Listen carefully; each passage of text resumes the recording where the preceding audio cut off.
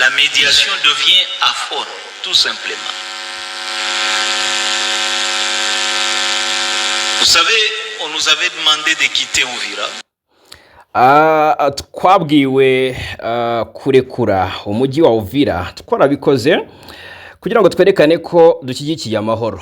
Twabwiwe kuva mu kibaya cya Rusizi, twarabikoze kugira ngo twerekane ko dushyigikiye amahoro. Duhora dufatirwa ibihano buri uko bwije nuko bukeye, kandi abumva ikibazo cyacu abashyigikira ko mu by'ukuri cyakemuka cyangwa se abatugaragariza impuhwe n'urukundo nabo bafatirwa ibihano uko bwije nuko bukeye. Rero ibyo bihano bituruka ku muhuza umwe, ariko uwo muhuza akaba adashoboye guhana abanga kubahiriza ibyo biyemeje ubwabo. Ibyo tuvuze ko rero mu by'ukuri twashyize umukono ku masezerano yo guhagarika intambara, ko twashyize umukono ku masezerano yo kurekura imfungwa, kandi ko hari uruhande rwanga kubahiriza ayo masezerano yo guhagarika imirwano, ahubwo rugakoresha drone rugaba ibitero inyuma y'imirongo y'urugamba no mu mijyi minini, kandi buri wese yarabibonye. Ariko ntiruhwane, mu by'ukuri urwo ruhande ntiruhanwe. Iyo dushyize umukono ku masezerano yo kurekura imfungwa kandi tukubahiriza ibyo twiyemeje, tukarekura imfungwa nyinshi, izindi zikaguma aho ziri kubera ko Kinshasa yanze kuzitwara. Mu gihe ku ruhande rundi rwa Kinshasa nta na kimwe gikozwe cyangwa se cyakozwe. Twabajije abahuza ngo batwereke nibura ikintu kimwe gusa Kinshasa yubahiriza mu byo yiyemeje. Nta na kimwe gihari. Ariko iyo ibihano bigeze bihita rwose bifatirwa abubahiriza ibyo biyemeje, naho abatabyubahiriza bagafatwa nk'intwari, bagahozwa, bagafatwa nk'abana bato bagomba kurindwa no kwitabwaho. Turavuga ko ibyo bidakwiye kandi bidakiranuka. Mu by'ukuri hazagera igihe AFC M23 izafata icyemezo cyo kutemera ubuhuza, ariko ntituragera aho ngaho.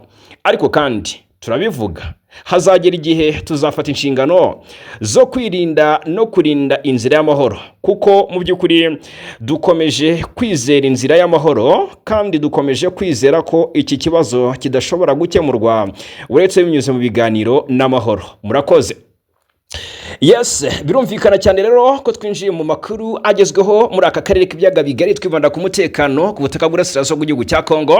Iyi ni Ibakwe Media TV, nge ndi Fagi Kayinamura, mbibutsa ko aya ari nayo mahitamo yanyu meza.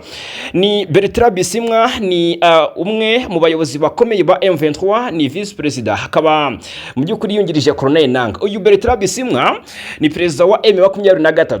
Bigaragara ko M23 yarakaye, igihe kirageze ngo mu by'ukuri kwizera abahuza bihagarare, ariko kandi ngo amazi ntararenga inkombe, hagize igihindurwa byakoroha cyangwa se byakumvikana. Ati none se niba dusinya amasezerano n'uruhande duhanganye, tugasinya amasezerano yo guhana imfungwa, tugasinya amasezerano mu by'ukuri yo kuhagarika imirwano ndetse tukanabyubahiriza, ariko uruhande duhanganye tugabaho ibitero bwifashishije drone hejuru mu kirere, bikagira ingaruka ku baturage, twajya kumva ngo ibihano byatanzwe byahawe twebwe tutigeze twinjira mu ntambara. Iki ni kimwe mu byo M23 rero mu by'ukuri ishinga hagati ivuga iti igihe kirageze ngo mu by'ukuri tubwire abahuza ko, cyangwa se ngo abahuza bumve ko bakomeje kubogama. Ndetse ahangaha hari naho yavuze ko mu by'ukuri ibihugu bigaragaza impuhwe cyangwa se bigaragaza ko byumva impamvu M23 irwana, birimo nk'u Rwanda, bifatirwa ibihano. Birumvikana cyane, igihe kirageze ngo ubuhuza mu by'ukuri butakarizwe icyizere. Ariko kandi ibi bivuzwe cyangwa se ibi bitangajwe na Bertrand Bisimwa mu gihe imontre mu Suisse, bisa naho rwose impande zihanganye AFC M23 ndetse na guverinoma Kinshasa bagombaga kuba bahurira muri iki gihugu cy'Ubusuwisi ngo harebwe mu by'ukuri uko ikibazo cy'umutekano w'Uburasirazuba bwa Kongo cyavugutirwa umuti, dore ko baherutse guhura tariki 17 Mata mu biganiro byari injyana muntu byasize hasinywe amasezerano yo guhererekanya imfungwa hagati y'impande zombi. Kinshasa ntacyo yakoze, ahubwo yo yaragize gutya, irapretendinga igaragaza ko hari abo yarekuye, ndetse itanga abagera kuri 37 barimo 22 basanzwe n'ubundi basoje ibihano byabo, ndetse n'abandi bake cyane bigaragara ko nabo batigeze barekurwa uretse ko byatangajwe gusa. Yes, nimyemerere twinjire turebera hamwe byinshi bigezweho mu makuru ari kuvugwa muri Burasirazuba bwa Repubulika ya Demokarasi ya Kongo. Nge nuko nserutse turebera hamwe ibitangazwa na AFC M23 hariya mu mujyi wa Goma, fatwa nk'umurwa mukuru w'intara Kivu y'Amajyaruguru. Munyemerere tuze kwibanda ku bitangarizwa i Goma ndetse mu itangazo rirambuye cyane rya AFC M23 yashyizwe hanze n'umuhuzabikorwa wa politike wa AFC M23 ariwe Corneille Nangaa. Turebere hamwe ibikubiye muri ritangazo, aho ashinja urwo rishyigikiye ubutegetsi bwa Kinshasa gukora amarorerwa no kurenga ku masezerano yo guhagarika imirwano. Ntabwo ari ibyo gusa, turebera hamwe ibitangazwa ku makuru ari kuvugwa cyane mu bice byo muri Kivu y'Amajyepfo. Igisirikare cya Kongo kirigamba ko kiri kugenzura Centre Minembwe. Mbazaniye amashyira kinyoma mwumve ukuri guhari. Hanyuma ikindi tubusa ko turebera hamwe muri rusange, munyemerere turebe ibya gahunda M23 ifite. Ni gahunda nge nakwita ko ari gahunda ikomeye cyane ifite icyerekezo, ndetse ikaba gahunda ishobora kuza gusiga mu by'ukuri aho insinzi igana higaragaje mu buryo bwagutse. Ni gahunda ya Ardo Abkao. Reka nse nyibabwireho 5 kuri 5. Yes, hanyuma rero turarebera hamwe ibyo u Rwanda rutangaza rusubiza ibirego by'u Burundi na Repubulika ya Demokarasi ya Kongo mu kanama k'uburenganzira bwa muntu. Ni byinshi byatangajwe, turaje tubive imuzini muzingo. Hanyuma yitwa Antipas Nyamwisi Mbusa, uyu yagarutse Kinshasa nk'ikimenyetso gishya ku mibanire ye ya politike ya Repubulika ya Demokarasi ya Kongo. Birumvikana ko uyu numwe mu bari bamaze iminsi batari mu gihugu cya Kongo, kugaruka muri Kongo bivuga ko mu by'ukuri byagezwe mu ruhare na guverinoma. Ese byihishe niki kibyihishe inyuma? Reka nabyo nze mbabwireho muri aya makuru. Hanyuma turanyarukira mu Bufaransa babwire ko Generali Nyakarundi yagaragaye mu imurikagurisha mpuzamahanga ry'ibikoresho bya gisirikare. Ndabibabwiraho 5 kuri 5. Mu karere k'ibyaga bigari turanyarukira mu gihugu cya Uganda. Generali Muhozi yinjiye mu kibazo cya Bebe Cool ndetse na Miss Jory Mutesi. Ni ikibazo cyakomeje kugenda kigarukwaho. Ese ni barapfiki Bebe Cool ndetse na Mutesi Jory barapfiki? Yes, Muhozi yabyinjiyemo anayishura ko uyu muhanzi uri mu bakomeye muri Uganda yasabye imbabazi uyu mukobwa yari yise umutekamutwe. Niki cyatumye Bebe Cool yita Miss Mutesi Jory umutekamutwe? Namwe makuru tubafitiye aha ngaha 5 kuri 5. Muze kunyemerera mu by'ukuri mbabwire ko byinshi kuri FDLR byagiye hanze. FDLR ya none ndaje nyibasobanurire mu buryo bwagutse. Ndarebera cyangwa se turarebera hamwe ibiri kuvugwa muri iyi nkuru. Ni ango nyinshi FDLR yihishamo, birumvikana. Ese ni gute yongeye yatangiye imikoranire na guverinoma Kinshasa? Ni gute iyi FDLR dasinywa? Ese ubundi akakanya mu by'ukuri mu buyobozi byifashe bite? Reka nze mbabwireho muri aya makuru 5 kuri 5. Hanyuma turebera hamwe kuva ku musingi kugeza ku gisenge uko iyobowe ndetse n'imikorere yayo n'imikoranire na guverinoma Kinshasa, nicyo bishobora kuza mu by'ukuri guhungabanya ku Rwanda, n'uburyo u Rwanda narwo rwakomeje kugenda rugerageza gufata ingamba z'ubwirinzi. Turaje tubigarukeho. Ndambuka hakurya y'inyanja ngari mbabwire ko iby'intwaro kirimbuzi gusana Tehran ndetse no gufungura Hormuz, bimwe mu masezerano yagarutsweho cyane hagati ya Irani ndetse na Leta Zunze Ubumwe za Amerika. Bavandimwe, maze iminsi mbabwira ko rwose bishoboka ko icyizere kitaraza amasinde Irani na Amerika bagasinya amasezerano. Ndiko nabwiye ko ku munsi wo kwa 5 tariki 19 bishoboka ko umuhora wa Hormuz waba wafunguwe. Reka tubuze turebere hamwe mu by'ukuri iyi nkuru iravuga ko Amerika na Iran binjiye mu kwabuki. Ukwabuki bisobanuye ko ibihugu byombi ntago bikiri kurorana y'ingwe maginga ya. Reka tubuze tubirebere hamwe muri amakuru 5 kuri 5. Nongeye kuba ikaze mbibutsa ko binoroshye cyane gukomeza kwibanira natwe hano kuri Ibakwe Media TV. Ni subscribe cyangwa sabone, ubundi bindi inshuti bavandimwe nta kindi musabwa uretse kubiduharira. Yes, reka duhere kubitangazwa na AFC M23 kukurenga ku gahenge kwa guverinoma ya Kinshasa. Nicyo bivuze n'icyerekezo bishobora gutuma mu by'ukuri intambara ifata. Birumvikana ko bitoroshye n'akana gato. Umutwe wa AFC M23 ihuriro AFC M23 yashyize hanze cyangwa se yashyize ahagaragara itangazo kuri wa kane aho yashinjaga ihuriro rishyigikiye ubutegetsi bwa Kinshasa gukora ibikorwa byo kurenga ku masezerano yo guhagarika imirwano mu buryo bwisubiramo bwagutse kandi bufatwa nk'ubugizi bwa nabi cyangwa se nk'uburyo bw'ubugizi bwa nabi mu burasirazuba bwa Repubulika ya Demokarasi ya Kongo. Nk'uko iri tangazo ribisobanura, ibyo bikorwa bihungabanya imbaraga cyangwa se ngo ni ibikorwa bihungabanya imbaraga ziri gushyirwa mu kugarura amahoro n'ituze byumvikane mu ntara zibasiwe cyane n'intambara. Mu itangazo ryayo Alliance Fleuve Congo M23 ivuga ko gukomeza ibikorwa bya gisirikare nubwo hari imyanzuro yafashwe mu rwego rwo guhagarika imirwano bishyira abaturage mu kaga kandi bishobora kurushaho gukaza ikibazo cy'ubutabazi n'ubuzima bw'abaturage mu duce twinshi two muri Kivu y'Amajyaruguru na Kivu y'Amajyepfo. Uyu mutwe usaba ko amasezerano yo guhagarika ibikorwa by'urugamba yubahirizwa byimazeyo kandi ko abaturage barindwa hakurikijwe amategeko mpuzamahanga arengera abasivile mu bihe by'intambara. AFC M23 kandi ivuga ko ibyo ishinja kurenga ku masezerano yo guhagarika imirwano ari inzitizi ikomeye ku bikorwa by'akarere n'amahanga bigamije gushaka umuti w'amahoro arambye mu burasirazuba bwa Repubulika ya Demokarasi ya Kongo. Uyu mutwe kandi urasaba inzego zishinzwe gukurikirana ishyirwa mu bikorwa ry'amasezerano hamwe n'abafatanyabikorwa bo mu karere no ku rwego mpuzamahanga kongera ubukangurambaga no gukaza igenzura kugira ngo impande zose zubahirize ibyo ziyemeje. Iri tangazo rije mu gihe mu burasirazuba bwa Kongo hakomeje kuboneka umwuka mubi aho mu by'ukuri impande zihanganye zikomeje gushinjanya kurenga ku masezerano yo guhagarika imirwano, ibintu bikomeje kongera amacakubiri hagati yazo, ndetse mu gihe ibikorwa bya diplomasi bikomeje mu rwego rwo gushaka igisubizo kirambye. Umutekano ukomeje gutera impungenge cyane, abaturage benshi mu duce dutandukanye twibasiwe n'ibikorwa by'urugomo barahangayitse muri aka kanya mu buryo budasanzwe.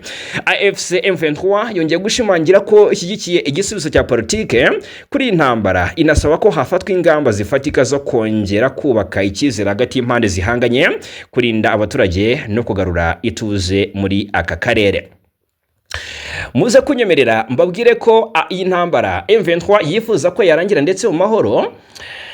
Guverinoma Kinshasa ishyize imbere kuyikomeza ndetse biragaragara ko Tshisekedi benshi mu basesenguzi barahuriza ku kuba ashaka kuyigira intambara mu by'ukuri igomba kuramba paka rwose yiyongeje indi manda, dore ko hamaze iminsi hatorwa icyitwa referendum. Bavuga ko hagomba kubaho referendum cyangwa se hakabaho guhindura itegeko nshinga bigatuma Tshisekedi yamariza kuyobora iki gihugu muri manda ya gatatu. Ni bimaze iminsi byamaganwa n'abatavuganwa n'ubutegetsi, byageze naho rwose abakomeye bafata umwanzuro wo gushinga ihuriro ryiswe C64 cyangwa se C64 ry'abatavuganwa n'ubutegetsi bwa Tshisekedi rigamije mu by'ukuri kwamaganira kure ihindurwa ry'itegeko nshinga kuko bihabanye n'amahame mu by'ukuri iri tegeko nshinga ryubakiyeho. Hanyuma ariko kandi bikagaragara ko Tshisekedi ejo ndi habaye inama y'inteko nshinga amategeko byemezwa ko bigomba gushyirwa mu bikorwa, mu gihe abatabyumva nabo bakomeje kugenda bahuza imbaraga kugira ngo babirwanye bikunde. Ariko ni intambara Tshisekedi bivugwa ko nubwo ayishyize imbere ngo akomeze ayifashishe nk'agakingirizo, ariko ngo bishobora kuza kumugora cyane gukomeza intambara, akaba mu by'ukuri yayifashisha mu rugamba rwo gukomeza guharanira kuyobora iki gihugu muri manda ya gatatu. Bigaragara ko abaturage batanishimiye, bishobora kuza kumukoraho cyangwa se bikamubyarira amazi nk'ibisusa, cyangwa se bigasiga abaye ruvumwa kubera ko bishobora gukurura mu by'ukuri gucikamo ibice kwa Repubulika Iharanira Demokarasi ya Kongo. Nahoze mbona umwe mu banyapolitiki bakomeye cyane ku munsi w'ejo muri Repubulika ya Demokarasi ya Kongo atangaza amagambo akomeye cyane. Yitwa Patrick Mundeke, yaravuze ati mu by'ukuri Tshisekedi ari kuharanira cyangwa se arashaka guhindura itegeko nshinga, ni icyo ashyize imbere, niyo ambition ye. Ariko se igihe nticyaba kigeze bibaye bikozwe, igihe nticyaba kigeze ko mu by'ukuri amabendera ya leta ya Kivu yahita acapwa akaba printed, kubera ko bigaragara ko hari gahunda y'uko habaho leta ya Kivu yigenga.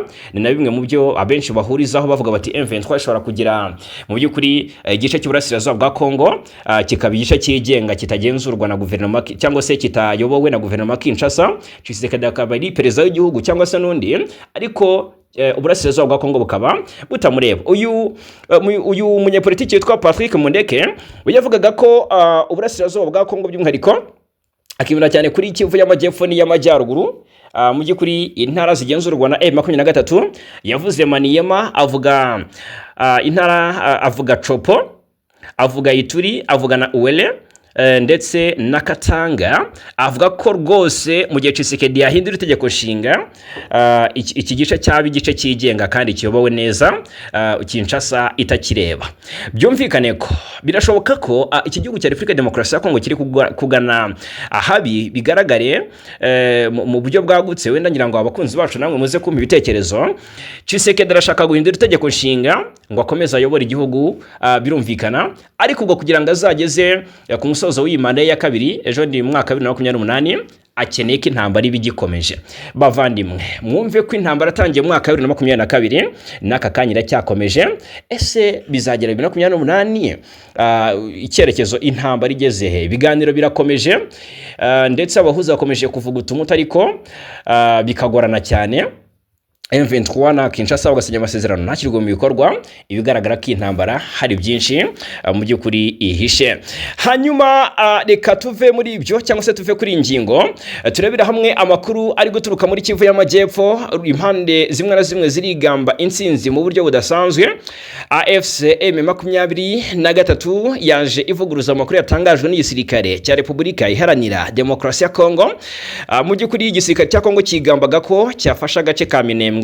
Ku munsi w'ejo twabigarutseho ndetse tubabwira ko biri gutangazwa rwose na coalition ivuga ko M23 mu by'ukuri natwirwaneho abirukanwe bikomeye mu gace ka Minembwe nyuma y'urugamba rwabereye mu nkengero z'aka gace umunsi wose ku munsi w'ejo bundi hashize, byari kuwa gatatu tariki 17. Uyu mutwe rero wa AFC M23 wanyemoje aya makuru yatangajwe n'igisirikare cya Congo FARDC kivuga ko kigaruriye centre Minembwe iherereye mu misozi ya Fizi ni muri Kivu y'Amajyepfo.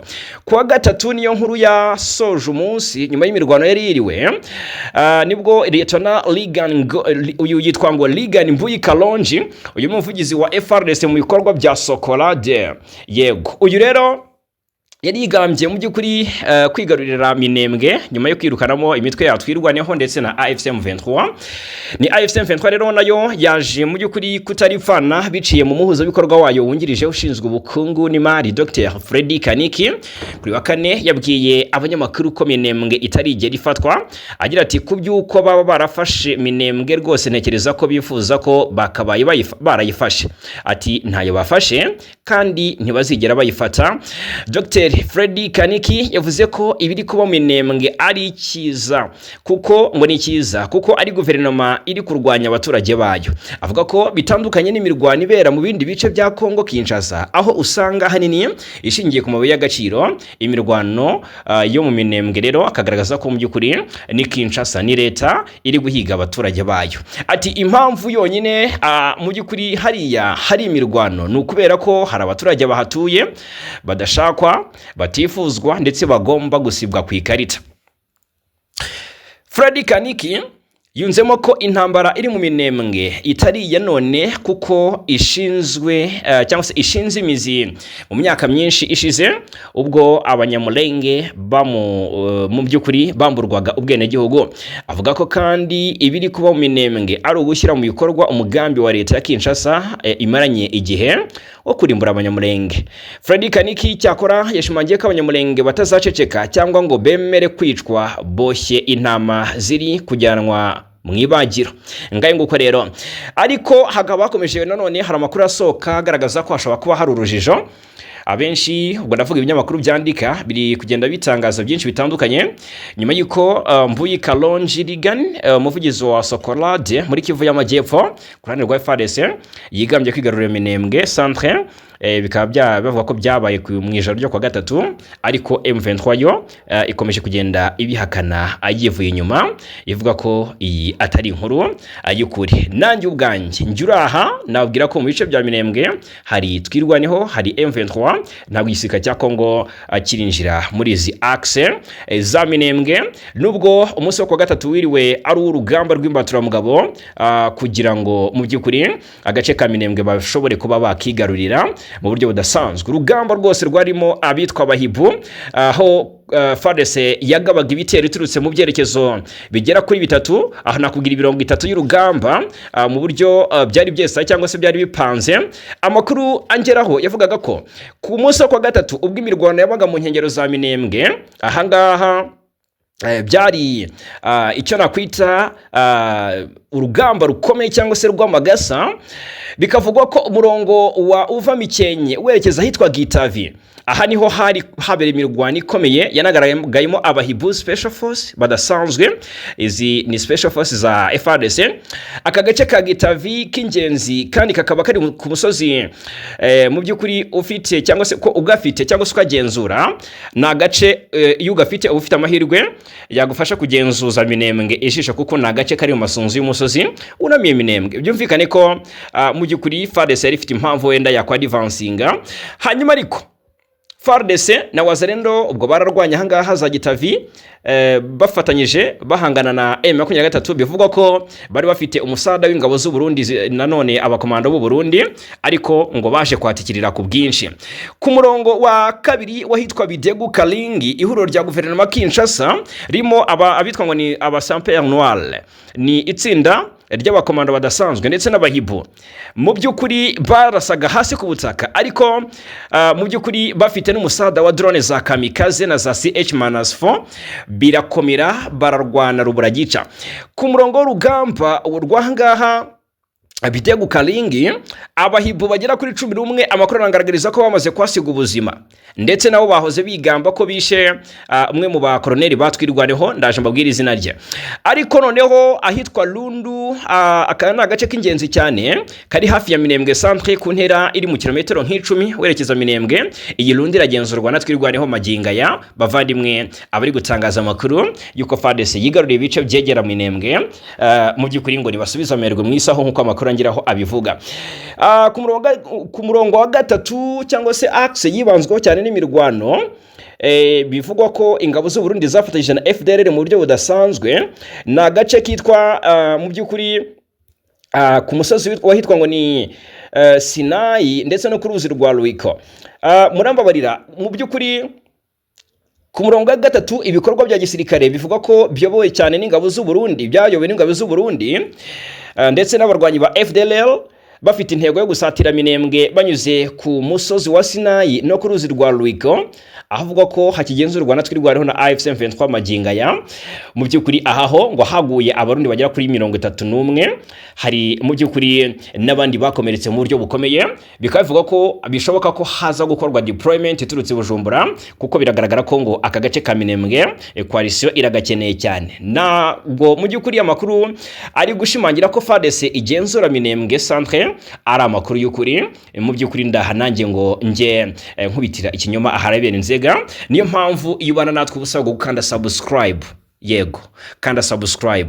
Iyo ubana natwe ubusabwa gukanda kuri subscribe cyangwa sabone, kugira ngo mu by'ukuri ujye wiyumvira cyangwa se umenye amakuru y'ukuri tarimo ibinyoma, amakuru azibihuha, makuru kandi utasanga handi. Yego, hanyuma ihuriro AFC M23 rwanya ubutegetsi bwa Kinshasa ryemeje gukomeza guharanira impinduka muri iki gihugu rishingiye ku cyerekezo gishya. Ni AFC M23 yemeje iriya gahunda biciye mu itangazo ryasohowe na Lawrence Kanyuka usanzwe ari umuvugizi wayo mu bya politike. Yasubizaga ku magambo ya President Tshisekedi watangarije hariya i Houston muri Leta Zunze Ubumwe za Amerika ko ingabo ze ziri gutsinda abanzi bahanganye, ndetse ko mu gihe cyavuba zizabohora imijyi ya Goma na Bukavu imaze umwaka urenga igenzurwa na AFC M23. Tshisekedi wagezaga ijambo ku banyekongo baba muri uriya mujyi wo muri leta ya Texas. Yashimangiye kandi ko ubusugire n'ubwigenge bya Kongo bitazigera biganirwaho cyangwa ngo bigire ibyo byumvikanwaho. Hanyuma AFC M23 ikavuga ko amagambo ye anyuranyije n'umwuka wa gahenge kari kagamije gufasha inzira y'amahoro, mbere yo gutanga umuburo w'uko ashobora gukomeza guteza amacakubiri no gukaza umwuka mubi hagati y'abanyekongo. Iri huriro ngo rikomeza gushinja ubutegetsi bwa Kinshasa guteza ibibazo bya politiki, umutekano n'ubutabazi bimaze imyaka byugarije Republika Demokarasi ya Kongo, rivuga ko hakenewe uburyo bushya bwo kuyobora igihugu. Iyi gahunda rero ngo yitwa ngo ni Ordo Abukao. Ni iki? Reka mbabwire iyi Ordo Abukao bisobanura iki. Ni interuro y'ikilatini isobanura ngo mu kajagari havuka gahunda nshya kabisa. Ni ukuvuga ngo icyerekezo M23 ifite n'uburyo ishaka korienta Congo ikaba igihugu gitekanye, ndetse abaturage bameneshejwe bagataha bakagira amahoro bagatekana bagatunganirwa. Icyo cyerekezo mu by'ukuri cyiswe ngo ni Ordo Abukao, bisobanuye ko mu by'ukuri ni kilatini, bisobanuye mu Kongo mu kajagari havuka gahunda nshya. Ni imvugo yakunze gukoreshwa cyane mu mateka ndetse no muri za filosofia, isobanura ko ibihe by'ibibazo n'akajagari bishobora kuvamo impinduka zitanga umurongo mushya. Ni AFC M23 ivuga ko iyi nteruro ariyo isobanura icyerekezo cyayo cya politike, ayivuga ko ishaka kubaka Kongo nshya ishingiye ku butabera, ubwuzuzanye bw'abaturage, kubazwa inshingano kw'inzego z'ubuyobozi n'ubumwe bw'igihugu. Iri huriro rivuga ko muri iyo gahunda nshya mu by'ukuri amategeko ariyo azaba agenga igihugu aho kuba imbaraga za gisirikare cyangwa iz'ubutegetsi, kandi abaturage bose bazaba bafite uburenganzira bungana. Ni AFC M23 rero yongeye gushimangira ko izakomeza kurinda abasivile n'imitungo yabo, ndetse no guharanira ko ubuyobozi bushingiye ku mategeko n'inyungu rusange bwongera gusubira mu gihugu hose. Iri huriro kandi ryavuze ko Ordo Abukao ari icyerekezo rigamije gukoresha mu gusubiza ku murongo Kongo no kongera guha abanyekongo icyizere cy'ejo hazaza gishingiye ku mahoro, ubutabera n'ubumwe bw'igihugu. Birumvikana cyane rero. Yes, hanyuma reka mbere yuko mu by'ukuri birakomeye cyane. FDLR umutwe ugizwe ahanini n'abasize bahekuye u Rwanda muri jenoside yakorewe abatutsi muri Mata 1994. Ni umutwe watsinzwe na FPR Inkotanyi, ariko mu by'ukuri ni umutwe watsinzwe na RPA Inkotanyi birangira wo munganiye muri Repubulika Demokarasi ya Kongo. Mbabwiza ukuri, ntabwo Kongo yigeze ifata uyu mutwe nk'umutwe wasize uko umenya amaraso y'abanyarwanda, cyangwa se abagize uyu mutwe nk'abasize bamenye amaraso y'abanyarwanda bisha abatutsi. Mu by'ukuri ahubwo babafashe nk'aho ari abantu bakeneye ubuhungiro mu buryo budasanzwe, ndetse babaha uburyamo bushyushye. Aka kanya byakugora gutandukanya ese uyu ni mu FDLR cyangwa se ni mu FARDC, kuko bigaragara ko muri guverinoma mu gisirikare cya Kongo FARDC, FDLR na FARDC ni bamwe. Ni ukuvuga ngo babaye agati k'inkubirane, umugani w'umunyarwanda.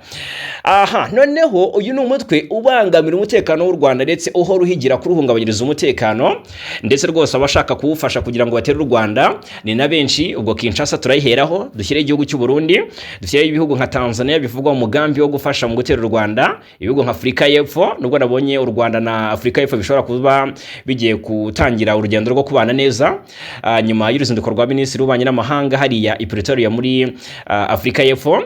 Ariko n'igihugu cy'Ububirigi kikaba bivuga ko kiri inyuma y'uyu mugambi, kimaze n'iminsi cyohereza ibikoresho byo kuzifashisha muri ibyo bikorwa byo gutera u Rwanda. None uyu mutwe wa FDLR, reka turebere hamwe FDLR ya none kuva ku musingi kugeza ku gisenge, uko iyobowe n'imikoranire na leta ya Tshisekedi. Uyu ni umutwe w'iterabwoba FDLR Foka, uyobowe mu rwego rwa gisirikare na Pacifique Ntawunguka uzwi nka General Omega. Ugira umutwe ukomeje kwiyubaka mu buryo budasanzwe bwa gisirikare n'ubwa politike bijyanye n'umugambi wo gushoza intambara ku Rwanda, ubifashijwemo n'ubutegetsi bwa Perezida Tshisekedi wa Repubulika Iharanira Demokarasi ya Kongo. Hanyuma rero amakuru y'iperereza angeraho yemeza ko kugeza muri Kamena 2025 FDLR yari igizwe n'abarwanyi bari hagati y'ibihumbi 7 n'ibihumbi 10. Uyu rero mu gushyingo uwo mwaka umuvugizi wayo mu rwego rwa gisirikare Lieutenant Colonel Octavio Mutimura yiyemereye ko bafite abarwanyi benshi cyane bafite ubushobozi bwo guhangana n'uwabagabaho ibitero wese. Ubwo abahoze ari abarwanyi umutwe wa M23 bongeraga gufata intwaro mu mpera za 2021, ntibari bafite gusa intego yo kurwanya ingabo za Kongo gusa, ahubwo banashakaga kwirukana FDLR ku butaka bw'abanyekongo, kuko uyu mutwe w'iterabwoba wari ukomeje gutoteza abo ngoko b'abatutsi mu bice bitandukanye, ubambura imitungo yabo, ufata abagore ku ngufu, bamwe ukanabica. Icyo gihe abarwanyi benshi ba FDLR babaga yabaga mu bice byo muri parike ya Virunga hafi y'ikirunga cya Nyiragongo. General Omega yabaga mu kigo cya gisirikare cyiswe Paris muri teritwari ya Rucuru ni muri Nokivu. Aho ni naho rero hari ibirindiro bikuru by'uyu mutwe w'iterabwoba washinzwe n'abagize uruhare muri jenoside yakorewe abatutsi muri Mata 1994. Mu rwego rwa gisirikare General Omega yungirizwa na General Major Cyprien uzaba kiriho uzwi nka Ave Maria. Iperereza rya gisirikare rikayoborwa na Brigadier General Sebastien Uwimbabazi uzwi nka Nyembo Abdallah, akaba ari nawe uhuza ibikorwa by'abarwanyi ba FDLR bakorera muri Masisi ndetse na Warikare. Ibikorwa bya gisirikare bya FDLR bizwi nka G3 muri rusange biyoborwa na Brigadier General Lucien Nzabanita. Ishami ry'abarwanyi badasanzwe rizwi nka CRAP rikayoborwa na Colonel Pierre Celestin Rurakabije uzwi nka Simba Guillaume. Ariko kandi ku rundi ruhande haravugwa Colonel Gustave Kubwayo uzwi nka Sirikofe unavugwaho kuyobora imwe muri segiteri ya gisirikare. Hanyuma imiyoborere ya FDLR ijya gusa n'iy'ingabo zatsinzwe ex-FAR ndetse abahoze mu by'ukuri ndetse abayobozi benshi bayo mu rwego rwa gisirikare nabahoze muri izi ngabo. Kuri General Omega rero yabaye lieutenant kugeza jenoside yakorewe abatutsi iri kurangira, aho yahungiye muri Kongo yitwaga Zaire icyo gihe. Mu myitozo n'amasomo abarwanyi ba FDLR bahabwa iteka babwirwa ko abahutu ari bo bakabaye bayobora u Rwanda, bityo ko bagomba kwisubiza ubutegetsi ku ngufu bakoresheje intwaro. Ibyo bijyana no kuba mu by'ukuri no kubabamo urwango, ivanguramoko n'ingenga bitekerezo ya jenoside. Aya mahugurwa rero n'imyitozo bitangirwa mu bigo biyoborwa na Brigadier General Mutunzi Bernard uzwi nka Manzi, nkuko byatangajwe n'umunyamakuru muri kinyamakuru Africa Intelligence gikora inkuru zicukumbuye, kandi ngo bisurwa bihoraho n'abayobozi bakuru ba FDLR. Colonel Protogene Ruvuga imikore wayoboraga CRAP mbere yo kwicwa na bagenzi be mu Kuboza 2023, numwe mu bari kwisonga mu bashyira icengezamatwara mu barwanyi bashya ba FDLR. Ibi bikorwa byose rero bifite aho bihuriye na politike bigenzurwa na perezida w'uyu mutwe Lieutenant General Gaston Iyamuremye uzwi nka Victoire Byiringiro cyangwa se Rumuri. Reka noneho turebere hamwe, ndashaka kubabwira byinshi mumenye byinshi. Reka turebere hamwe muri iyi nkuru uburyo FDLR yinjiye mu bufatanye na leta ya Tshisekedi. Ubwo M23 yuburaginwa imirwano muri FDLR yari yaratakaje abayobozi benshi mu rwego rwa gisirikare nka General Sylvestre Mudacumura ndetse n'urwego rwa politike nka Ignace Murwanashyaka wari president wayo. Yabibonye nk'amahirwe yo gukorana n'ingabo za Kongo zahoze ziyirwanya, kandi mu by'ukuri nayo yayabyaje umusaruro mu buryo tugiye kugarukaho. Ingabo za Kongo zari zimaze igihe zibyifuza kubera ko zizeraga ko FDLR ifite uburambe mu kurwana urugamba rwo mu mashyamba y'inzitane no mu misozi, kandi ikaba inasobanukiwe neza uburasirazuba bw'igihugu kuko abayobozi bayo bahamaze imyaka irenga 30. Muri Gicurasi umwaka wa 2022 mujyi wa Pinga muri teritwari ya Warikare habaye inama yahuje imitwe yitwaje intwaro n'igisirikare cya Kongo. Yabaye biturutse ku gitekerezo cya General Major Peter Chirimwami Nkuba wari ushinzwe ibikorwa bya gisirikare muri Nokivu, baje kwicwa mu rugamba M23 yahanganyemo na FARDC na coalition yarimo Sadeke abacanshuro n'abarundi na FDL na Wazalendo. Ubwo M23 yafataga umujyi wa Goma, imaze gufata umujyi wa Sake, bageze yitwa Kasengezi ni wahicuye nguyu General Major Peter Chirimwami Nkuba warushinzwe ibikorwa bya gisirikare muri Nokivu icyo gihe muri 2022, ariko yaje kugirwa guverineri wa Kivu y'Amajyaruguru. Iyo nama rero yitabiriwe kandi n'abahagarariye FDLR, niyo yafatiyemo umwanzuro wo gukorana byeruye kuko iyi mitwe yose yasobanuriwe ko ihuje umwanzu umwe ari we M23. Ingabo za Kongo rero icyo gihe zasezeranyije abayobozi b'imitwe ko mu by'ukuri bazahabwa umushahara n'ibikoresho bya gisirikare. Mu byaranze ubufatanye bw'ingabo za Kongo na FDLR harimo igitero cyagabwe mu mudugudu wa Nturo muri Masisi mu Kwakira umwaka wa 2023, harimo abasirikare badasanzwe ba leta bazwi nka Ibu bari bayobowe na Major Peter Kabwe ndetse n'aba CRAP bari bayobowe na Lieutenant Noheli Nyiringabo uzwi nka Seigneur de Guerre ndetse nawo mitwe y'abanyekongo yahawe izina Wazalendo. Mu Kwakira 2023 nibwo umudugudu wa Nturo wari utuwe n'abiganjemo abanyekongo mu bwoko bw'abatutsi wagaragaye ugurumana ubuhamya bw'abarokotse icyo gihe bukemeza ko cyagabwe na FDLR n'imitwe ya Wazalendo bihagarakiwe n'ingabo za leta ya Kongo. Hanyuma ubufatanye ntibwabujije ihuriro ry'ingabo za leta gutsindwa kuko FC23 yakomeje kuryambura ibice byinshi muri Kivu ya ruguru rihunga ryerekeza mu gice cy'amajyepfo hafi y'umujyi wa Goma. Hari abarwanyi ba FDLR bagiye gukorera mu birindiro by'ingabo za Kongo muri Mubambiro mu ntera kilometero nka 20 yerekeza i Goma, bategurira ibitero by'ibikorwa karabutaka mu by'ukuri ibikorwa bya gisirikare bahuriyemo n'ingabo za leta n'imitwe ya Wazalendo. Mu ntangiriro za 2025 M23 yari yarahindutse AFC M23 yakashije ibitero muri Rucuru, Masisi na Nyiragongo. Ni nabwo General Romega n'abarwanyi be bahunze, bamwe berekeza mu bice bya Shingisha muri Masisi, abandi bajya muri teritwari ya Warikare. Inyandiko ziperereza kandi zigaragaza cyangwa se rigaragaza ko kugeza ubu ingabo za Kongo zigikorana na FDLR kandi ko iyi mikoranire yagize ku rwego rwo hejuru, aho leta mu by'ukuri cyangwa se aho na leta ya Kinshasa igera mu ruhare bitandukanye nuko byahoze mbere, aho abofisiye bo muri Kivu y'Amajyaruguru arimo babishyiragamo imbaraga. Bigaragara ko Brigadier General Uwimbabazi wa G2 na Brigadier General Nzabanita wa G3 aribo General Romega yahaye inshingano yo kuganira bihoraho n'ubuyobozi bw'ingabo za Repubulika Demokarasi ya Kongo kubijyanye n'ubufatanye bwaba ubwo gutegura urugamba no kubishyira mu bikorwa. Muri Werurwe 2026 umugaba mukuru wungirije w'ingabo za Repubulika Demokarasi ya Kongo ushinzwe ibikorwa n'iperereza ari we General Major Jacques Ndulucha Ligonza yageze mu mujyi wa Kisangani muri Chopo, avuga ko icyamuvanye Kinshasa ari ugutangiza ibikorwa byo gusenya FDLR. Hari amakuru avuga ko icyo gihe General Major Ligonza yahuye na General Romega baganira ku buryo abarwanyi ba FDLR bajya mu bice bigenzurwa na AFC M23 muri Rucuru kugira ngo leta ya Kinshasa izamenyesha umuryango mpuzamahanga ko nta leta nta bushobozi ifite bwo gusenya uyu mutwe yitwaza ko udakorera mu bice igenzura.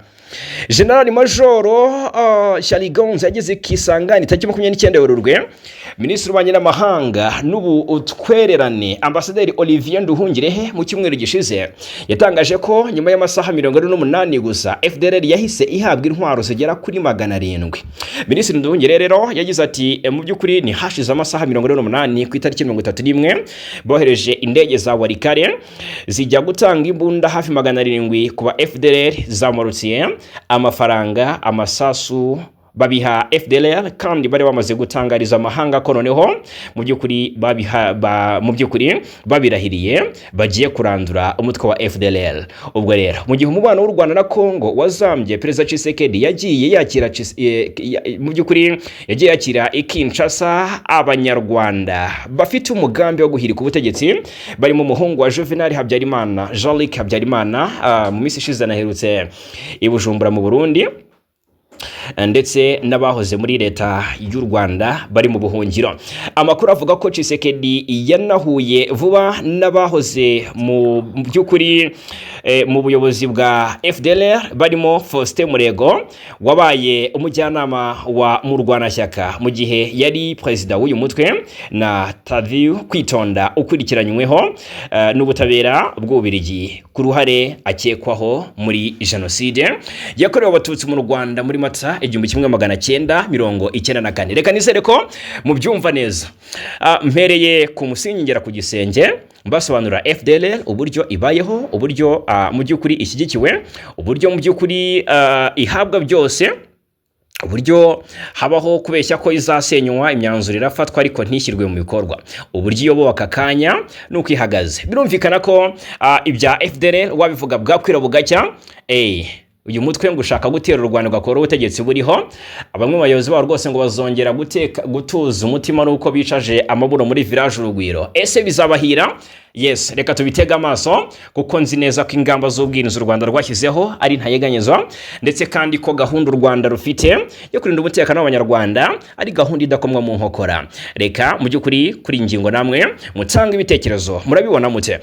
Yes, ni FDLR.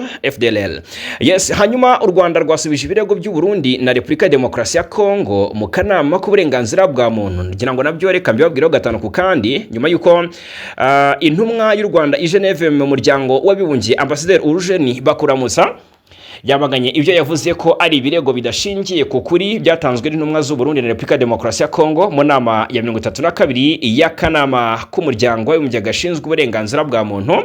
Mu ijambo yavuze akoresheje uburenganzira bwo gusubiza ikizwi nka right of reply, Ambasaderi Urujeni Bakuramutsa yavuze ko ibyo bihugu byahisemo gushinja u Rwanda ibintu bitajyanye n'ibyari byavuzwe na komiseri mukuru wa Loni ushinzwe uburenganzira bwa muntu mu kiganiro cye ku kibazo cy'umutekano gikomeje kuranga uburasirazuba bwa Kongo. Yagize ati u Rwanda rwamaganye uburyo ibyo biganiro bihindurwa urubuga rwo gushinjanya. Icyambere ni ngombwa kwibutsa ko Burundi bufite ingabo zirenga 10,000 zikora mu burasirazuba bwa Kongo.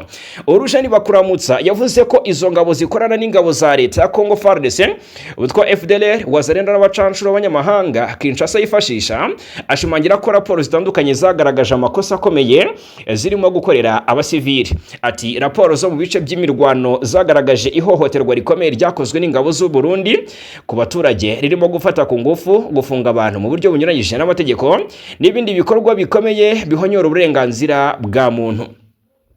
Ambasaderi Urujeni Bakuramutsa yanongeye kugaragaza impungenge u Rwanda rumaze igihe ruvuga ku mutekano warwo, by'umwihariko ku kibazo cy'umutwe wa FDLR. Avuga ko nubwo akanama ka Loni gashinzwe umutekano kasabye inshuro nyinshi ko uwo mutwe usenywa, ndetse akaba hari n'ibyemeranyijwe mu masezerano y'amahoro yasinyiwe i Washington, FDLR igikomeje guhabwa intwaro, gukorana no kwinjizwa mu bikorwa by'ingabo za Repubulika Iharanira Demokarasi ya Kongo.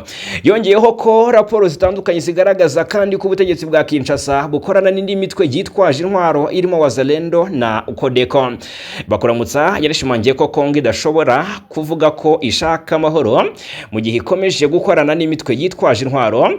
Agira ati Kongo ntishobora kuvuga ko ishaka amahoro mu gihe ikomeje guha intwaro, guhuza no gukoresha imitwe yitwaje intwaro ikomeza guteza umutekano muke no kongera imibabaro y'abasivile.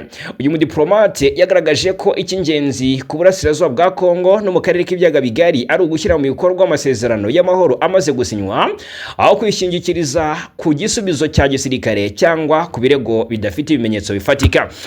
Yes, hanyuma mu yandi makuru afite aho ahuriye n'u Rwanda, reka babwire ko mu gihugu cy'Ubufaransa umugaba w'ingabo z'u Rwanda zirwanira ku butaka Major General Vincent Nyakarundi yagiranye ikiganiro na mugenzi we General Pierre Achille, umugaba mukuru w'ingabo z'Ubufaransa zirwanira ku butaka. Iki ni ikiganiro cy'umwihariko bagiranye mu gihe bitabiriye imurikagurisha mpuzamahanga rya Eurosatory 2026 ribera Paris, ryibanda ku bikoresho n'ikoranabuhanga by'ingabo zirwanira ku butaka, zirwanira mu kirere. Ikiganiro kibanze ku kurushaho guteza imbere ubufatanye mu bya gisirikare no gushimangira umubano w'ingenzi usanzwe hagati y'ingabo z'ibihugu byombi.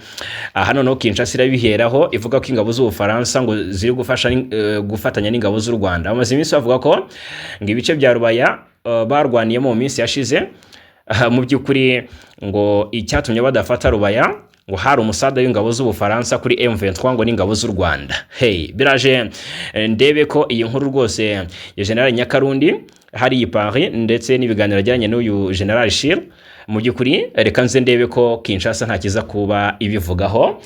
Yego, hanyuma mu yandi makuru mu gihugu cy'abaturanyi cya Uganda, na makuru afitanye isano mu by'ukuri nari kuvuga mu karere ndetse no mu Rwanda birumvikana. Umugaba w'ingabo za Uganda zirwanira ku butaka, umugaba mukuru w'ingabo za Uganda General Muhoozi Kainerugaba, akaba umuhungu wa Perezida Museveni n'umujyanama we mu by'umutekano, yashyize akadomo ku kibazo cya Baby Cool na Miss Jory Mutesi, umunyarwandakazi wabaye Miss Rwanda 2016, ndetse n'umuhanzi Baby Cool, umwe mu bakomeye muri Uganda. Muhozi rero yabyinjiyemo anahishura ko uyu muhanzi ari mu bakomeye muri Uganda. Yasabye mu by'ukuri imbabazi uyu mukobwa yari yise umutekamutwe. Gerard Muhozi abinyujije ku mbuga nkoranyambaga ze yavuze ko Bebe Cool yasabye imbabazi kandi Miss Mutesi Jolly yemeye kuzimuha kugeza ubu ibintu bimeze neza. Ni mu gihe Jolly Mutesi nawe yemeje ko yahaye imbabazi Bebe Cool ashimira General Muhozi Kainerugaba ku nama yabagiriye. Ibi bibaye nyuma y'uko Bebe Cool yari yatangaje ko mu gitondo cyo kuwa kane yaganiriye kuri telefone na General Muhozi Kainerugaba ku bijyanye n'amakimbirane yavutse hagati ye na Miss Mutesi Jolly, amugira inama yo kuyahagarika ndetse no gusiba ibyo yari yamuvuzeho kuri konti ye ya X ko yamutekeye umutwe. Ati muri iki gitondo nakiriye telefone ya mukuru wanjye General Muhozi Kainerugaba ku bijyanye n'ikibazo cya Jolly, nka mukuru wanjye ndetse n'umuyobozi wanjye yangira inama yo kubireka ngasiba ubutumwa nari nanditse kuri X yose Twitter, ndetse tugakemura iki kibazo mu bwumvikane tutifashishije imbuga nkoranyambaga kuko twembi turabo umuryango we kandi nta mpamvu yo guterana amagambo mu ruhame. Ati nshimiye inama yangiriye kandi ndabyemeye. Bebe Cool yaramaze iminsi yifatira ku gahanga Miss Mutesi Jolly amushinja kuba yaramutekeye umutwe yifashishije imbuga nkoranyambaga, nubwo uyu mukobwa avuga ko ari ubu mu by'ukuri ari uwamwiyitiriye. Bebe Cool yagaragaje ko yibwe agera kuri miliyoni 4 z'amafaranga ya Uganda. Yizezwa n'uyu muntu avuga ko ari Mutesi Jolly kuba yamufasha kujyana umwana we mu ikipe ya Arsenal.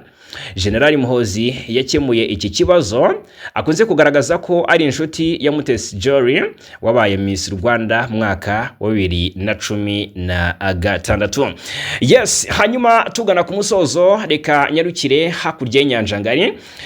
Mbabwire ko mu by'ukuri navuga ko amata yabyaye amavuta, cyangwa se reka mbabwire ko igihugu cya Iran ndetse na Leta Zunze Ubumwe za Amerika bari mu kwabuki nyuma y'amezi 4 isi ihangayikishijwe bikomeye n'intambara muri Burasirazuba bwo hagati kubera uburyo buhangayikisha cyane mu by'ukuri, cyangwa se yahungabanyije cyane ubukungu bwayo. Leta Zunze Ubumwe za Amerika na leta ya Iran byagiranye amasezerano y'amahoro yibanze ku mu by'ukuri n'amasezerano yibanze bifashijwemo na Pakistan, byemeranya guhita bihagarika imirwano. Perezida Donald Trump yashyize umukono kuri amasezerano mu ijoro ryo 17 Kamena ubwo yari mu Bufaransa ahabereye inama y'ihuriro ry'ibihugu birindwi bikize nka G7, ndetse bivugwa ko na perezida wa Iran Masoud